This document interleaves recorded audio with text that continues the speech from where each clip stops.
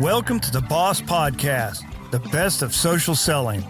Your host, Mark McInnes, Australia's #1 social seller, author of Tactical Pipeline Growth and B2B Sales Trainer, brings you expert opinion, tactics, and discussion to help you get more out of your time on social.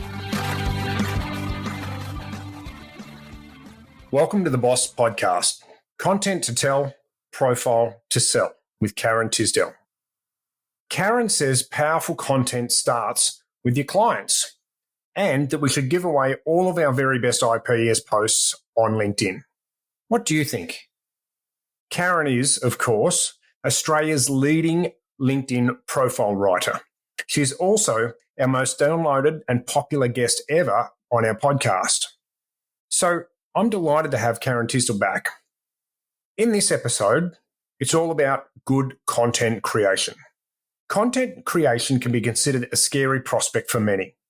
In this episode, Karen walks us through some strategies to get started really easily. Whether it's taking what we learn from our client interactions and building that out as content pieces, or what famous chefs have in common with a LinkedIn post. We also cover hashtags and the very latest research on those, as well as Karen's take on the brand new newsletter function. Just before we jump into the episode, I need to say thank you to all of you, our listeners. I'm grateful to have access to your time. Do feel free to send through any comments and I'll continue to respond to them all as I can. Now, let's jump into this episode. Welcome to the Boss Podcast. This week we have Karen Tisdell back. Karen, thank you for coming back onto the Boss Podcast. I'm so excited to be here. It's great to be talking about my favorite topic, LinkedIn, with somebody who shares my enthusiasm. Yeah, we're definitely LinkedIn nerds, aren't we? We most certainly are. I'm devouring your book at the moment, and I just, I'm sort of laying in bed reading, going, yes. And my husband's like, what are you reading? I'm like, oh, guy talking about LinkedIn. Yeah, absolutely, we're LinkedIn nerds. Yeah. And of course, we're talking just after there's been some fantastic research has been released by Richard Blom, which is just crazy. So if you haven't seen that, please go to Richard's profile and have a look at the content that he's created there. So the research, it's just crazy stuff. Stunning. But Karen, today's all about you. And I have to say, congratulations. You have been our most downloaded episode to date on the Best of Social Selling podcast with your last session, which was profile, how to get your profile right. So if you're listening to this, listeners, and you haven't checked out Karen's previous one, go back, have a look, find it, and it's well worth listening to because, well, it's simply the most popular. So I don't need to say anything else other than that. Congratulations. Thank you. I'd love to take the credit for that. And I think it's really kind of you to sort of reach out and go, oh my gosh, you're the most downloaded. But I also think I'm so lucky in that I've niched into an area that a lot of people don't think about. Today we're talking about posting, but I think so often people just get on LinkedIn and they're connecting and they're making lots of noise and they're not thinking about how they show up. So yeah, having a great profile is absolutely fundamental, and that's my core thing. Let's assume that people haven't listened to your previous episode and they do live under a rock. Who are you and what do you do? So I'm a LinkedIn profile writer. So I specialize in writing profiles. But as somebody who just really loves and is really motivated to make sure that everybody's showing up on platform well and using LinkedIn effectively to generate business, I also do a lot of training. So I've been running my business since 2009, but doing LinkedIn training since 2014. Okay, fantastic. Whereabouts you're located here in Sydney? I am. Sunny Sydney today. I know, summer's really coming on. We're very lucky. Yep, and you help people all over? I have people all over Australia and Asia Pacific, but I do have a voice that travels through walls, I'm told.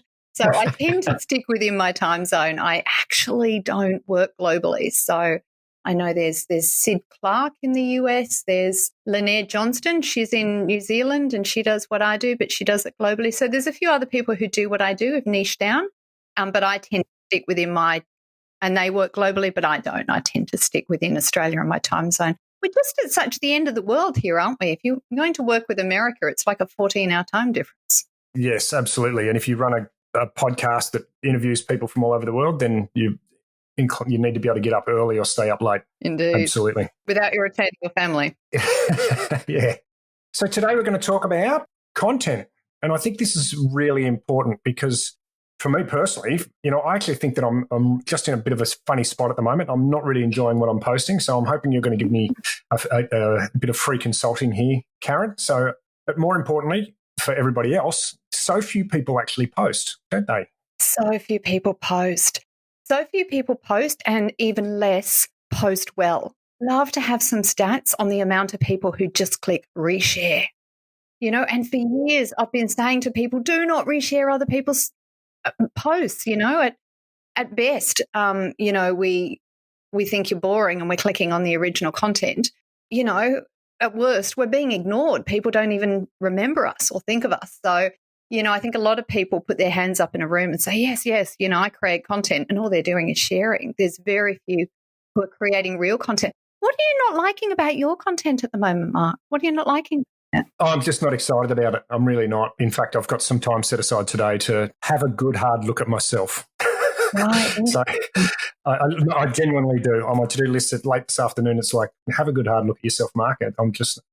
So there you go. Sometimes it's just the way it is. Yeah. But some of the stats I read recently were that 750 million people on LinkedIn, roughly, 50% are into LinkedIn, logging into LinkedIn once a month, and 1% or 3.5 million people are posting weekly. Yes. I've heard between 1% and 3% in different publications. Yes, absolutely. So very, very, very few. Yeah, which is good if you're creating content because it means there's a lot of eyeballs, right? It does. And given that there are so many people who are posting from their company page or who are doing reshares, it's also really easy to get traction just by creating great content. And by creating great content, I think one of your guests, actually, a very clever guy, goodness, what was his last name? Failed to write it down. Chris Ewan? Yes. Oh my gosh. So he spoke in one of your recent podcasts, which is just such a great podcast. And he spoke about the importance of sharing ideas and having real content that really lands well with your audience. So always putting yourself in your customer's shoes. And I think that's a really great place to start. I think a lot of people talk about what they think they should talk about. So perhaps it's not feeling genuinely exciting to them. That might be maybe where you're at. So you're talking about what you should talk about, but not what you really are interested in.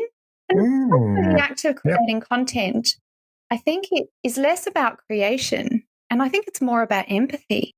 And that's what I really liked about, I'm terrified of mispronouncing his last name. Can you say it again for us? Chris Ewan? Is that right? How did I go? Yes, that's right. Huene. Yes. Yep. So I really liked his podcast episode because weeded all through that, he talked about the importance of thinking about it from your customer's point of view. And I think great content is not an act of creation. It's actually an act of empathy, where you're standing in your customer's shoes and you're thinking, what is my customer asking me? What is my customer interested in? And I think most of your listeners, of course, are in sales. And I think, yes, when you're in sales, you always do this post-mortem, don't you? How was my sales presentation? What went well? What went badly? What could I have done better?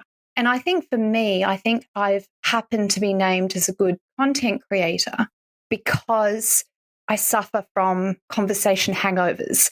I'm just so hardwired after 16 years in sales, 14 years in recruitment, and 2 years selling advertising space in newspapers of all things hundreds of years ago. I think I'm so hardwired to have a conversation and then do a post-mortem on it and sort of think, okay, what were the areas where my client showed interest?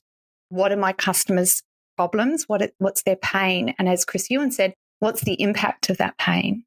And I think when we consider all of those points, we've got a lot of content material there. So we seem to have just jumped in pretty deep, pretty quickly. We've certainly jumped in the deep end there, haven't we? So are you saying that we need to have like a measurement tool? Is that what you're suggesting that we need to, is that what we should be doing? Or are you talking more less structured than that? I think less structure. And I think, what do you mean by a measurement tool? What do you picture? Well, do we need to have an Excel sheet with, I posted a text-only piece of content on Monday at 8:15 a.m., got 3,000 views and 21 likes. That went great, or it didn't go great, depending. Tuesday posted 7:45, one meme, and see how that went. Is that what you're talking about when you say? Yeah, I think you absolutely can. But I was more thinking around that. I think it's a good idea to track what's working with people, but I also think LinkedIn gives you so many statistics. And as you've said in your great book, LinkedIn's trying to pull your attention to things that actually might not necessarily be in your own best interest to pay attention to. So it's actually not always about the likes and the comments that you're getting on your post as much as how many customers are reaching out to you because they've seen you posting. Correct. Yep. Yeah, so I think likes are great and view numbers are great. But for me, the one measurement I actually look is how many people are actually looking at my profile. So is my content interesting enough that it's pulling attention to me? And in terms of sort of diving deep about, thinking about content creation as an act of empathy and thinking about what is my customer asking, I think for me, that's really coming back to that. Why don't people post? And I think it's because people think they don't have any ideas. Okay. So you think that we should be creating content that's going to drag people back to our profile primarily, and then from there they can get a better idea of what it is that we do and pick up some next steps, whether it be to engage with us or download some look at some other content or whatever? Yeah, I think content tells and your profile sells. I love that. Say Not that again. soundbite, isn't it? It's a bit cheesy. But I think it's true. Your content tells, your profile sells. Content tells, profile sells. Love it. Haven't heard that before, but it works. So you should trademark that, Karen. In fact, consider it trademarked. There you go. I don't know if I picked it up from somebody. Google it. Did somebody else say it? Let's take a quick break, do a little bit of business, and we'll be right back. Video messaging is huge right now. Mark reports his very best message response rates are coming from video messaging, and Mark chooses to use Bonjoro as his video message supplier. Because Bonjoro is now a supporter of the Boss Podcast, they have given listeners a massive 20% off any of their plans. Simply add BOSS20 at the checkout. That's BOSS20. Give Bonjoro a go and increase your response rates by 300%. Go to bonjoro.com. That's BONJORO.com.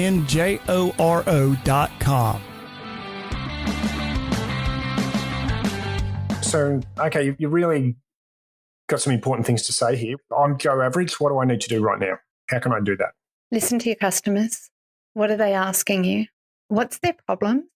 As Chris Ewan said, what's the impact of that problem? And when you're having conversations with your clients, do a postmortem on every conversation.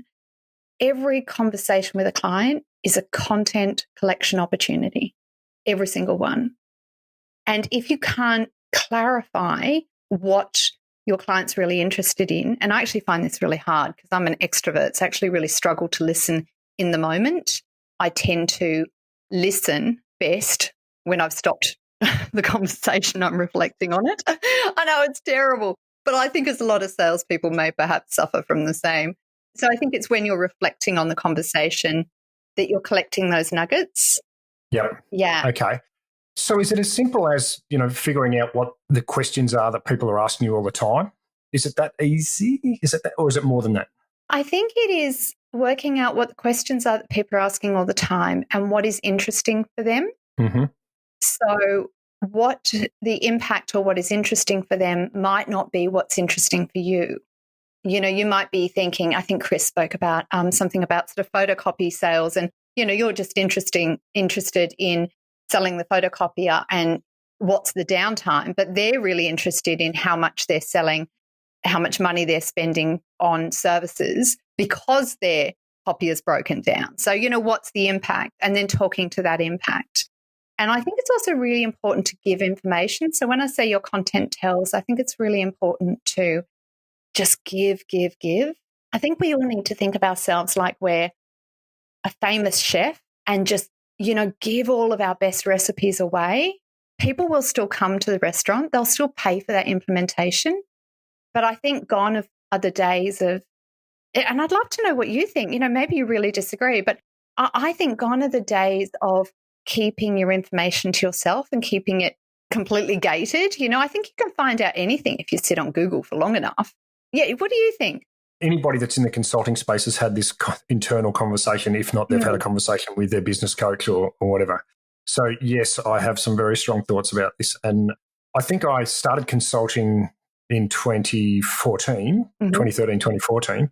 And it seemed to be at about that time that everybody moved to a point where you just give everything away. And I realized very quickly, well, that made me nervous for a long time because, of course, you think that you're giving all the important stuff away. But what I realized is that there's a whole bunch of really good quality information out there, but people struggle with the implementation. Yes. It's like your idea of a recipe is great. Like anyone can make, well, maybe not anyone, but anyone can make a really great looking cake, can make a sponge cake. But it's really like how it's decorated and how it's presented. And half the time, it's the fact that you didn't make it that makes it taste great. It's the fact that you didn't make it that makes it taste great. Absolutely. And we are so time poor, right? Time's the biggest commodity, I don't have time to make a cake and fuss with all the trimmings. I'd much rather go to a restaurant and treat my child to a birthday dinner and have the chef make a cake. It saves me time and it's a whole experience. And people pay for that sales experience, that know-how that they're in the hands of a trusted expert.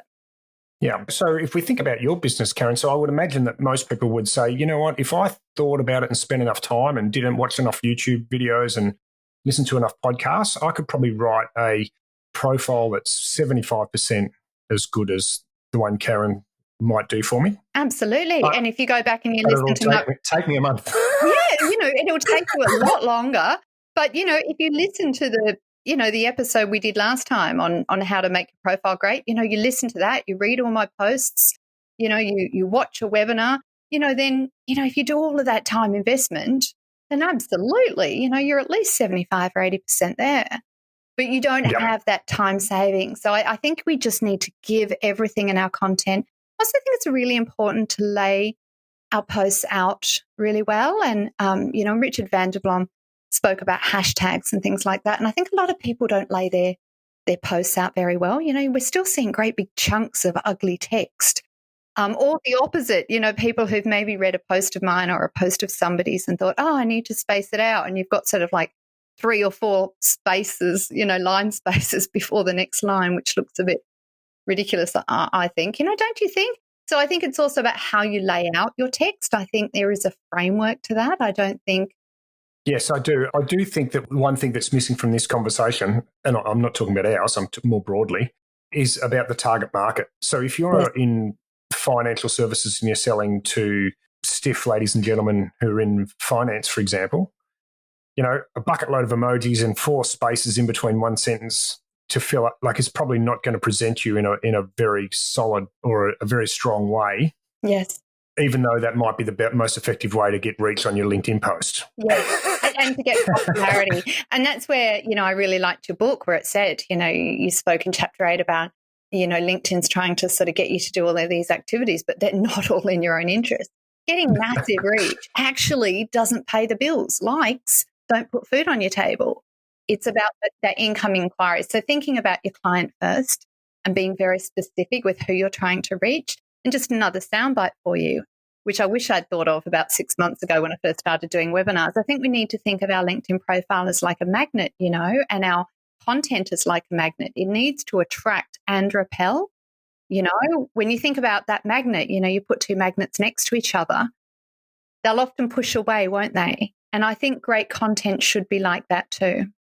Oh, I love that. That's really clever the way you've explained that. I wish I'd thought of it months ago. In every single one of my webinars, I would have had all these images and magnets. But anyway, we can see them from here on in. So I really like that because what I see constantly is salespeople I speak to generally try and mitigate their losses rather than maximising their gains. And what they do is they try and be attractive to as many people as possible, both via LinkedIn and through the language that they use in general outbound. And what that means is they become very generic. So when people stop saying, look, we help doctors who have got 2 or 3 partners that work in small businesses located close, in the eastern suburbs, right? That makes it really easy for people to go, well, you're perfect fit for me, or you're not a perfect fit. Yes. And then when salespeople panic and they think, well, hang on, what if there's a dentist that's a good pitch? I know. What I'll do is I'll say, I help businesses. Yes. Yes. And then I'll say, instead of saying in the eastern suburbs, just say in the city. So I help businesses in the city be more effective. And then all of a sudden you're not attractive to absolutely anyone at all. Not only are you not attractive, but you are so immemorable. You are bland. You are vanilla. And what you need to be is Vegemite. And this is this is something that I really struggled with and actually wrote about 3 months ago in my first ever newsletter, because I think, and I'm going to be a bit gender specific here, I think as a woman, as a female, I think I've always been taught since the time I was young, you've got to be nice, you've got to be liked, you've got to be, my mum always, I used to come home from school, skip home from school, my mum would say, did you make any friends today, darling? And that was always her first question, like, how popular I was at school was so important to her. Mm. And, Okay. and then I moved into sales. And guess what sales is all about? How popular are you? And so I became such a people pleaser. And I think in running your own business, and I hope that many of your listeners, are thinking of going out on their own or starting a side hustle, even if they are salespeople, because I think when you own your own business, you have to decide what sort of clients you want and who you don't want. And that can grow that fantastic muscle of saying, I actually don't want to appeal to everybody. I don't want to have everybody as a client. And Tim Hyde, I think, spoke about this on your podcast as well.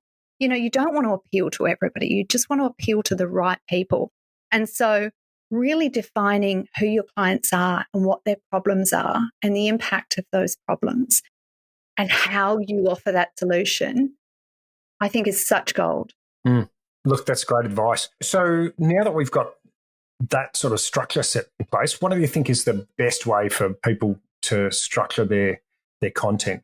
I think too many people don't start with a hook. I think we really need to be starting our posts with a question or a very simple statement. So, did you know that? This is how you, or have you ever wondered if, or debunking a popular myth or something. And I think too many people start there. And I actually do this myself when I'm writing my posts. I often write my first couple of sentences are often quite intellectual, lots of big words and very, very serious and quite authoritative. And I never publish those. I sit down and I go, okay, what's the smallest possible words I can use? Single syllable. And how can I make this as simple and digestible at a glance? So I think you've got to start your post with a question or something that's very simple and not a deep existential question, just something that's a closed question. Have you ever wondered if, your photocopier is losing you money, or something? I'm just keep thinking about Chris Ewan's podcast, but, sort of something, starting with a simple hook, a simple question, and making sure that it's longer than 5 lines. I see a lot of posts on LinkedIn that are only 3 or 4 lines long, and they're not triggering see more. And I've been harping on for years before anybody ever used the words hard click that we have see more in posts, and they're there for a reason. And they've always been there on company pages, but not on personal pages, not when you post from your personal profile. And so I've always thought that see more button, it's there for a reason. It's got to be like the equivalent of a cookie counter. Every time somebody clicks see more, even if you haven't got lots of likes and comments on your posts, people are still thinking, oh, it's trending. LinkedIn is still seeing it as trending, and it will send it out to more people. So it's got to have a good hook. It's got to be longer than 5 lines. And Richard spoke about, what did he say? 3 to 10 hashtags, right? Yeah, so I thought he said 3 to 9, but yeah, so okay, in that I had region. 3 to 9 in my head. I was thinking, is it 3 to 9, 3 to 10? I've been telling everybody 3 to 9, so I'm glad I'm getting that right. Yeah, 3 to 9 hashtags. Make sure the hashtags have over 100,000 followers each to make it worth your while. Yes. Which was a good tip. So many people use really random hashtags, and it's so easy to just put your hashtag in the search bar. And as you're typing the word slowly, just see what other suggestions are coming up and find the one that's the most popular. Super easy. Correct. It's interesting how some of them are, how the following numbers are. So, for example, I was looking, COVID in April had 102,000 followers. In June, it had 60-something thousand followers. And then today it's got, in June it had 169,000 followers. And then today it's got 60,000 followers. Yeah. So it's gone up and down in just a short period of time. And I've just been adding hashtag sales and a few others into my posts without rechecking it. I'm just assuming that's got more than 100,000. I bet it does, but we really need to have a look, don't we? Yeah, and we probably should sort of set a sort of a calendar note to sort of check the numbers staying fairly steady. But if something's been fairly popular, then it typically continues to get more followers. So popular hashtags are really important. And you don't want to have, more than 9. You don't want to have 10 or more. And I think a lot of people make that mistake. They just hashtag stuff, their posts. And I just think that looks such a bad thing. And what are your thoughts on tagging? You see a lot of salespeople will tag lots of people in posts. And that always makes me do a little internal eye roll. I'm like, oh, it just looks so desperate to me. I'd much rather people use their content as if it was a library. And they left a voice message for their clients every time they connected with a prospect. Leave your prospect a voice message. Thanks for your invitation to connect, or thanks for accepting my invitation to connect. Really thrilled to have you in my network. Let me know if you've ever got any questions about anything. Always happy to jump on a phone call. And then your client comes back with a simple question and you're thinking, I could use that as an opportunity to pitch, or I could show I'm a giver and just use a piece of your content to DM them. Just DM them the piece of content. Actually, I've used your podcast to a few people. You've got some questions on how your profile should look. You're in sales. Check out my podcast. Check out this podcast guest episode. So I have. So that also may have impacted your listener numbers. But I think people don't use their content in different ways as a library. And I think when you do that, it's much better than just tagging people and, hey, look at me. What do you think? Or do you think I'm being too harsh? I use tagging in a slightly different way. So I would often tag people into a post that might be a couple of days old in actual fact. So I usually connect in bunches. So I'll let them sort of build up for 2 or 3 days, and then I'll have a look at who's sent connections, and I might connect with 4 or 5 people. Same. And if they're all in sales, for example, and I've had a piece of content that I was proud of or thought was valuable, I might go and tag all 4 of them in the one comment on that post, but I then cut their name down so it's just their first name, if you know what I mean. Yes. So I'd just say, Mark, Karen, Bob and Bill. And then I'd send each of them a message behind the scenes saying, thanks for the connection request. I've just tagged you in a post that I put up earlier in the week that I think you'll find is going to be valuable, and explain whatever the piece was that I thought was valuable. Great. So check that out. So that's probably how I use tags most. Yeah. So you're not just like tag, and then just set and forget. You're tagging them, and then you're going, I've just tagged you in a post. I think it might interest you, and this is why it interests you. That's really clever. Love that. The exception might be someone like yourself or someone who I know is on LinkedIn all the time. I might just tag you in the comments and go, hey, Karen, check this out. and I just hope that you see it. Yeah, that sounds like, but I like that you are DMing, your prospects with it, because I think that's so much more powerful. I mean, I do tag. So I actually had a post this week, a piece of work that I'm doing in collaboration with a whole lot of other people. And I tagged, so people go, pot kettle black, she's being so hypocritical here, because I did tag sort of it's for the recruitment staffing industry, and I tagged about 60 odd recruiters. But it's rare that I'll do something like that. And I would never do it to, sort of a CEO of a large company I was desperate to sort of do a whole lot of LinkedIn training with. I'm pretty circumspect in terms of the tagging. So, but I like that idea of following up. And do you use questions in your posts? I think questions are really great, because I think if you don't have a question on a post, then it could be hard for people to comment on. And as Richard van der Blom's studies have shown, comments are key. You really want to get comments. Yeah.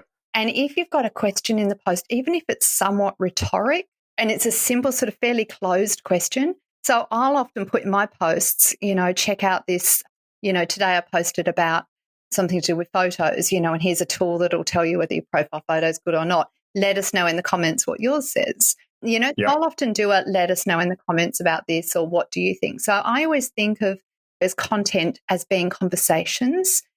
So I don't think of it as I'm putting myself out there. I think I'm regurgitating my clients' ideas and offering some solutions, and I'm trying to be very conversational with it.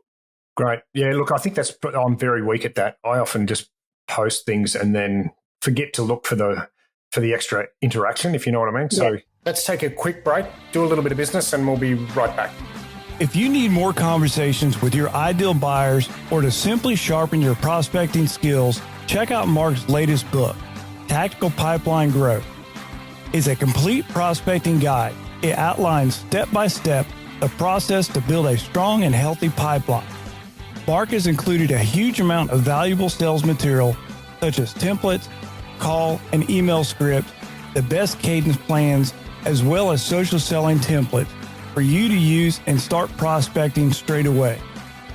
Tactical Pipeline Growth is available from Amazon or directly from www.markmc.co/TPG. So my strategy is very different to a lot of people, and I think mine's more aligned with salespeople in that I'm typically posting things for a very small group of individuals. Yeah. I'm not trying to go viral. I hate that word. So I might be like trying to post it so that, the sales manager or the sales director that I'm trying to convince to, hire me, whatever the case may be. So I might post some content that talks about their particular problem and then somehow get them to make sure that they see it. Yeah. So I might only be after 2 or 3 interactions because I'm trying to use it to leverage a business outcome. If you could get one of your prospects having a conversation there and then one of their peers chimes in. Yes. Then it's, you've got gold, because then you can go down a rabbit hole. And this is how I've grown my business, is by people comment on it and I'm trying to start those conversations, and they invariably, the people who see that person's comment work in that same industry and are often at that same level. So they're also my ideal potential client. Like, I notice you comment on this post. Would you like to connect here? And then I'm just slowly over time developing that relationship. But it all starts from those conversations around a post. Yeah. I think I need to lift my game there. Absolutely. Can you tell me about how newsletters are working for you? Yeah, newsletters are really interesting, actually. Really, really interesting. They should be amazing because they're long-form content. And, of course, long-form content is always read when there's a high ticket value. If you're selling a very expensive product or a very expensive service, especially if it's a service, but even if it's an expensive product, people really want to know not just the company you work for, but the rep that's selling it. Do you actually know your stuff? So when you've got an article, a long form piece of content that you've written, you've got to save it to your featured part of your profile. And I guarantee you people will look at that when they're checking out, do I really want to spend $300,000 on this solution or whatever? They're checking you out, they're seeing it. And what newsletters, this new feature, which I've been a beta tester for a few months now, what it does is it sends notifications out to people who've subscribed to your newsletter. So it sounds amazing because you think, oh my gosh, every time, my prospects are going to get notified that I've just written an article. That's fantastic. But the notification's actually really easy to miss. Yes. So, which is such a shame. So I think they should do more bells and whistles, like they do around LinkedIn Lives or something, They should make it a lot more exciting. It's just one line in the notification and it's so easy to miss. Yeah, so I saw yours this week, so at least you can see that somebody noticed. Yeah, and it's also exciting that people have told me that they're getting emails as well. So depending on how they've set their privacy settings, you don't get emailed about every single LinkedIn notification, obviously. But when I post a newsletter, typically an email will go out to you from LinkedIn saying Karen's posted a newsletter. Now, that's exciting. Yeah, that is exciting. Okay, so Karen, content. What's the one thing? So I'm Susie on the spot. I'm committed to creating content. What's the one thing I should take out of this conversation with you to go and do tomorrow? I probably should say keep your clients in mind, but actually I'd say make your post longer than 5 lines. If you don't trigger see more, you're dying in the water. Okay. No pictures or anything like that? I think you can have pictures, but I don't think you have to have pictures. I think a lot of people think they have to have pictures because they're thinking about Facebook or Instagram, and they're thinking about the early days of LinkedIn when you actually couldn't post something on LinkedIn without it having a picture. But it actually doesn't have to have a picture, but it does have to be spaced out. Don't have a big block of text. Have a sentence or 2 sentences and then a line space. Okay. Good stuff. Okay. Karen, how can people get in contact with you if they'd like to learn a little bit more about you and your services? Find me on LinkedIn. I've got the weirdest spelling of my last name. So it's Tisdell. So have a look at me on LinkedIn, click follow, and feel free to check out my newsletters and subscribe. You'll even get an email. And I'm all about sharing content. I really do believe that, you can write a profile yourself. You can learn how to create a great content. You can devour all my content and never pay a cent with me. Hopefully you'll become my biggest advocate, my biggest fan, and you'll spread the word, And I think that's how my business has grown. And I think it can happen for all of your listeners too. I think, don't keep your expertise locked up in a cupboard where nobody can see it. I think if you're not sharing, people don't think you've got anything to say. Yeah. Great words of wisdom there. And listeners, do get around Karen. She's absolutely fantastic.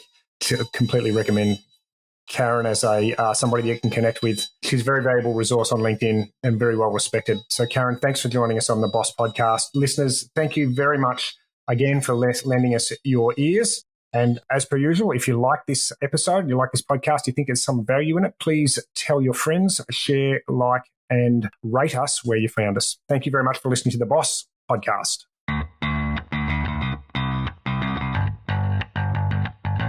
Please help others just like you find this podcast by spreading the word. If you like this podcast, please subscribe and rate us wherever you source your podcast. Thank you for listening to the Boss Podcast. Join us next time for even more tactics, discussion, and ideas to help you improve your social outreach.